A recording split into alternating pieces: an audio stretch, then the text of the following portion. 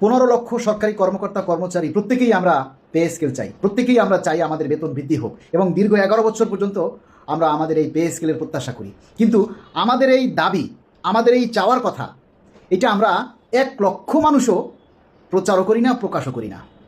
এটাই হচ্ছে pay scale না পাওয়ার সবথেকে বড় বাধা। দেখুন, আমরা আগামী 5ই এপ্রিল রবিবার থেকে বৃহস্পতিবার পর্যন্ত 5 থেকে 9 এপ্রিল প্রতিটি জেলা প্রশাসকের মাধ্যমে মাননীয় প্রধানমন্ত্রী মহোদয় বরাবর নবম পে স্কেল দ্রুত বাস্তবায়নের লক্ষ্যে স্মারকলিপি প্রদানের জন্য আহ্বান করেছি।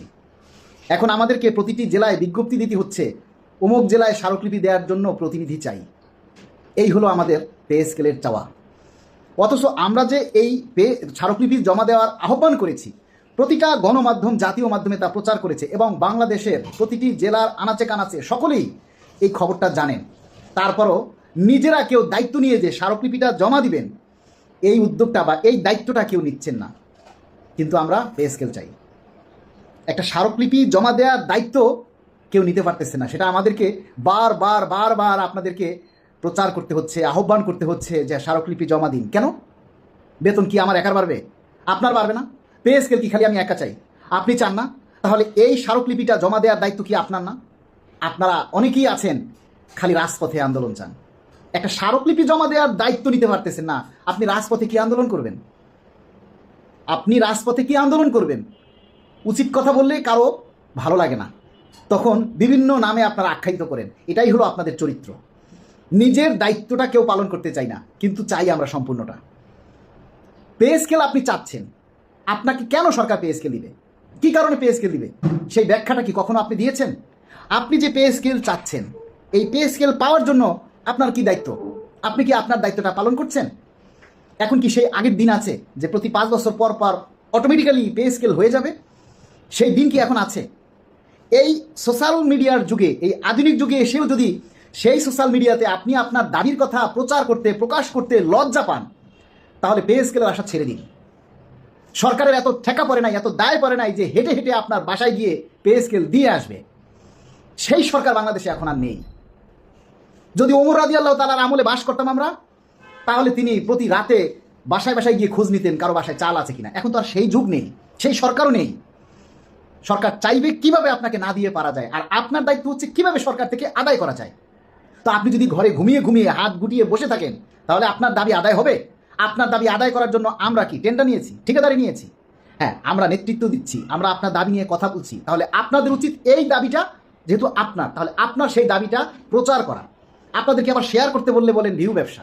হ্যাঁ, ভিউ যদি না হয় তাহলে আমাদের দাবির কথা মাননীয় প্রধানমন্ত্রীর কানে কিভাবে যাবে? প্রশাসনের কাছে কিভাবে পৌঁছাবে?